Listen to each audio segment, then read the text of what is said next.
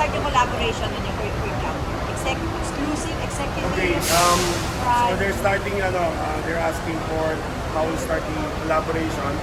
So as you know, NNIC, and I think Mr. Shi can actually talk about that. So we applied for our concession agreement before even the NNIC management transition. So when the transition came, and we're very thankful that we have the continuity. They gave us an opportunity to continue because we're a new player in the country as a Filipino-owned company that gives novelty and also gives opportunity for many Filipinos entrepreneurs. No? And we thank the management for giving us the opportunity to have that concession agreement continue. And here we are with our premium brands. But then again, we also have our TNBS 4-seaters and 6-seaters that are commonly can book. Hindi nyo i-book yun. We have almost 4,000 cars that's already on the road that you can book. Nakikita nyo po sa likod namin, may mga nagbo-book. Yun po yung mga TNBS 4-seater and 6-seater that you can book right now. So we thank the management for that. So you may want to say something. I think this service premium, this service very impressive. And then, although airport don't have a premium taxi service only in Manila, around this Asia. In Incheon airport, we don't have a premium taxi service. So, 100% local technology used for this service. Very impressive. And then, this will be very useful for Naya Airport to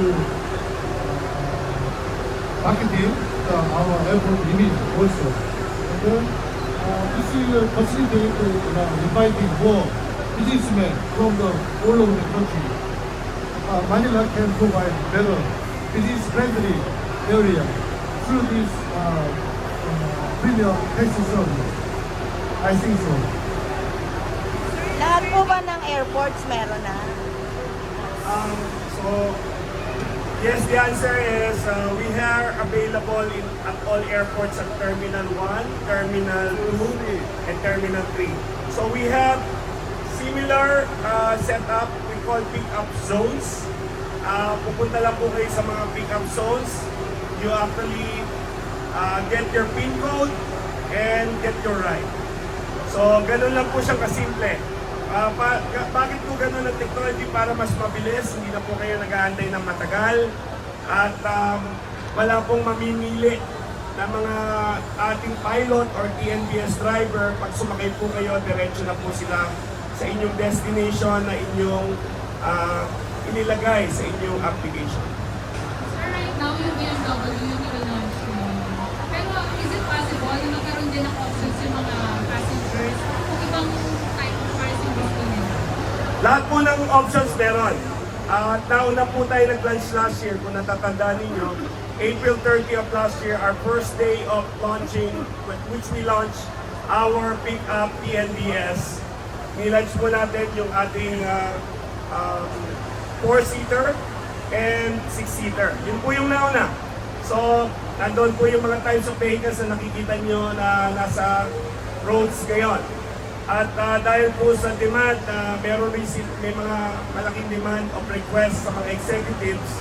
At parang turing nyo to, kung sasakay kayo ng aeroplano, parang business class ninyo. So, meron ka rin option na pumili na magkaroon ng executive or business class. So, meron ka rin mapipiling hindi lang BMWs, kundi meron ka rin economical o yung affordable na meron na tayo ngayon since last year. Ano po yung mga available cars? So marami po yun, yung mga tinatalaga natin na regulated ng ating gobyerno. So marami po yan, nakikita nyo common, yung mga Avanza, Vios, at Innova, at sa Mitsubishi, Nissan. So lahat po yan meron tayo.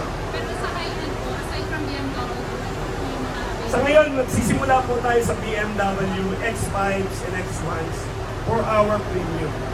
So, yun po yung ating special na araw ngayong araw. Sir, uso kasi ngayon yung mga scamming, di ba? So, paano mo ma-assure naman yung safety ng mga drivers and car owners? Alam niyo po, kung susubok kayo, safety is paramount to us. Safety is our top priority. So for our drivers, we see to it na may na background check, na KYC natin sila at dumaan sa masuso or stringent process at na-orient natin properly bago natin i-on-board sila. At may mga kaukulang mga tamang dokumento at kwalifikasyon para sila ay makapag-piloto or makapag-drive sa atin. Ganun din naman sa ating mga customers, ang ating mga would-be passengers, ay na-identify po natin under the data privacy law, we have to protect their data privacy. Pero we have to make sure that secure rin yung ating mga drivers. No?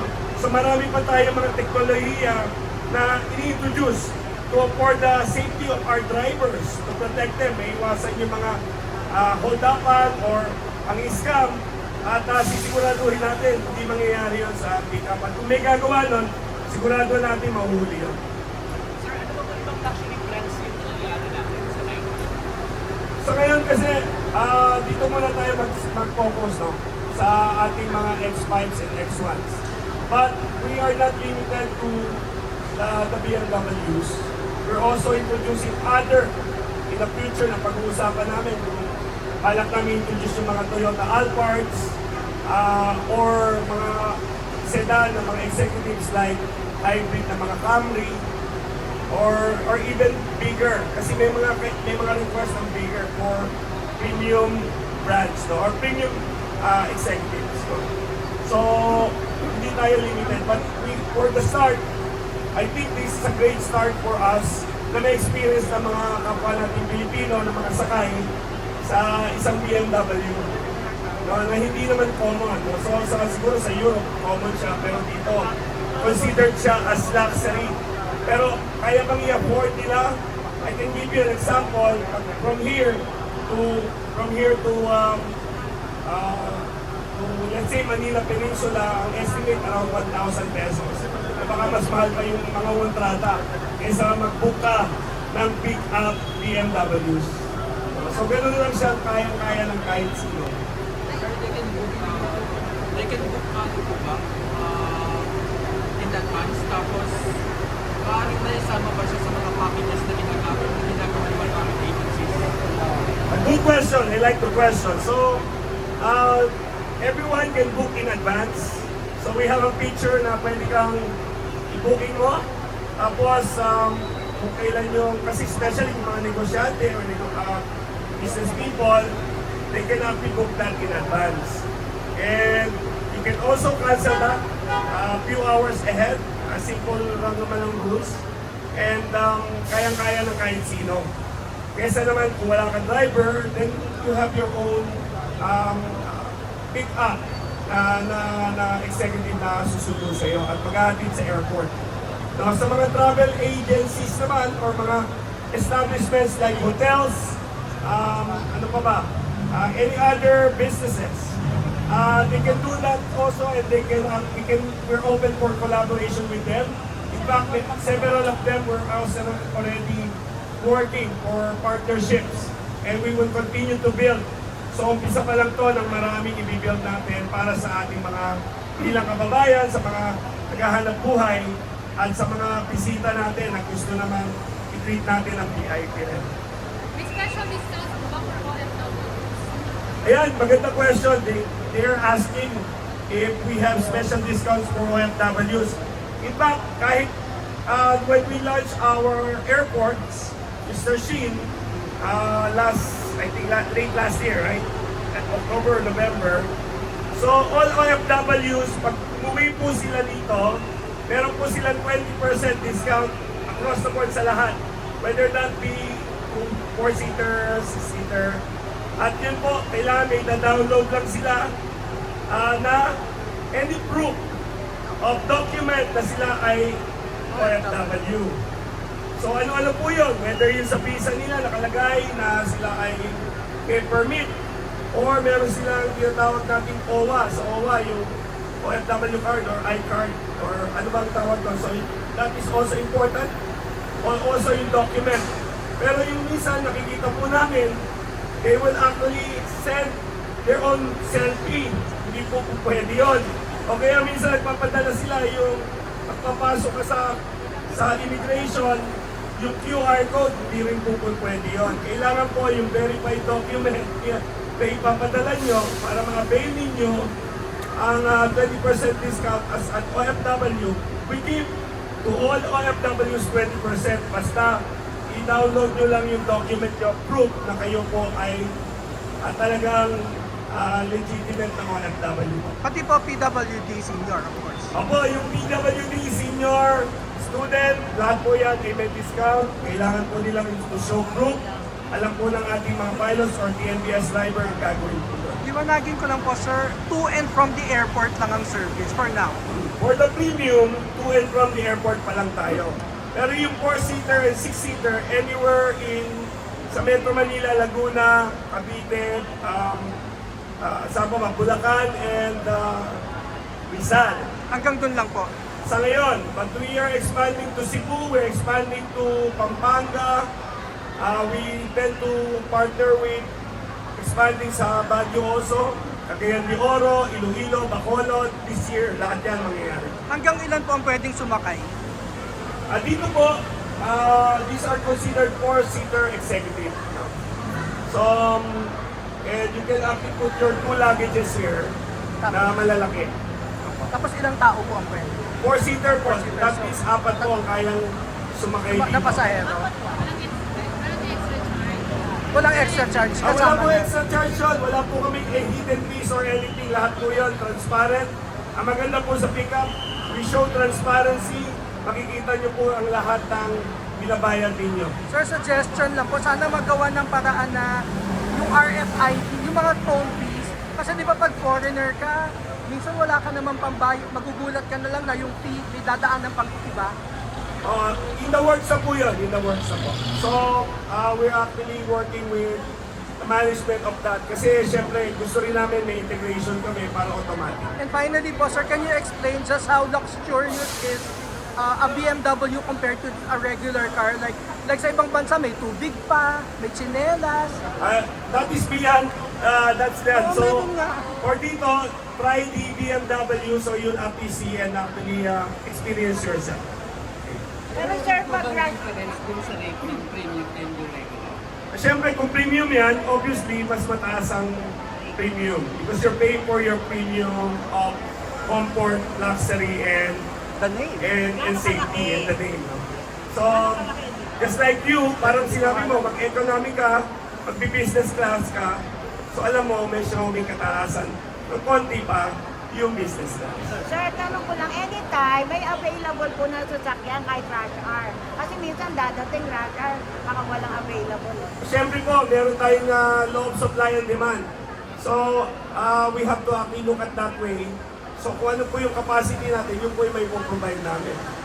So, hindi po ibig sabihin, at let's say may isang, ano pa explain, to simplify it, we will try our best to actually increase our capacity para matugunan po yan. So open na po yung mga may gustong magpasok ng kanilang Opo, pwede po kayo mag-download at mag-book. Sa mga nais po naman, nakikita nyo po doon sa sign, ayun po, na nagpo-book na po yun. So yun po ay mga TNBS natin na sumasakay. Sa mga applications po, as the LTFRB increase, siyempre makakapag-increase din tayo ng capacity natin. Yun po yung isang example ng ating TNBS ng pick-up. So, Kailan po ito magsisimula? preparing Pwede na to the premium, Yung executive rights. Pwede na ngayon po ba ngayon? Actually, nilalunch na po natin ngayong araw na to. So today pwede As na. we speak, pwede na po kayo mag-book ngayon. Bukan na, at na. Una na. ito from other TNBS na lumabas previously, like Grab and eDrive, Joyride, yung ganun. If you're talking about the difference, premium po ito. Wala po silang premium. Tayo po ang meron. So naiiba po tayo simply because we are the first mover we are the first to introduce a premium brand, no? Na pwede para sa lahat. No? Kung kaya naman, I'm sure gusto naman nila ma-experience ang ganong ride. Kahit isang beses kung gusto talaga nila. Di ba na, Pag meron po bang kakapakusan sa mga cars, willing po kayo ni Aaron na i-provide yung home car? Ito na tanong ako. Kahit willing po kami, may restriction po ang ating ano. Pero kung gagawin po namin, gagawin namin ng libre para sa tao. Hindi ba si Ara Especially kung Valentine's yan. liwanagin ko lang po, sir. Dito lang po sa pick-up booth makakasakay. Hindi pwedeng ikontrata na sa B2 mo Sa pick-up zones po, yung mga katulad dito, ang tawag natin, pick-up zones, dito po sila makakabook. Paglabas po nila, book na po sila. No? And kung gusto mo naman lang papunta ka ng airport, you can book also. Papunta rito, makakabook. Pero strictly po dito, hindi pwede sa B2, sa B1, sa Bay 1, B2. Lahat po kasi ay may naka-assign na pick-up zones. So doon lang po tayo sa tinalaga ng NNIC. Sumusunod po tayo sa patakaran at kailangan maging mabuti rin po tayong good corporate citizens of doon sa tinatalaga nila. Pwede last na, dahil Valentine's Day na po, pwede bang i-rent ang BMW para sa date? You can book para sa date kung to and from the airport sa ngayon. Sa airport na. Kung gusto nyo, pwede ako ang pilot nyo for that day. Segway na rin. Saan po ang celebration ng Valentine's? Secret yun. Hindi, magdadrive sila ni Ara. Diba? So, anything else? Baka meron pa po kayong tanong kay COO. Ana? So, after this, we'll show. Okay? So,